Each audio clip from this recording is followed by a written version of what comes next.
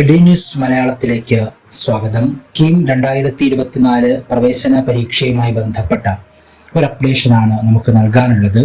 നേരത്തെ കീം 2024 പ്രവേശന പരീക്ഷ അവസാനിച്ചതിന് പിന്നാലെ പരീക്ഷയുടെ ആൻസർ കീ പ്രവേശന പരീക്ഷാ കമ്മീഷണർ പബ്ലിഷ് ചെയ്തിരുന്നു. ഈ ആൻസർ കീയുമായി ബന്ധപ്പെട്ട് വിവിധ ഇടങ്ങളിൽ നിന്ന് അധ്യാപകരും വിദ്യാർത്ഥികളും പരാതികൾ ഉന്നയിച്ചതിനെ തുടർന്ന് ആൻസർ കീയിലെ പിശകുകൾ ചൂണ്ടിക്കാണിക്കുന്നതിന് പ്രവേശന പരീക്ഷാ കമ്മീഷണർ സമയം അനുവദിച്ചിരുന്നു.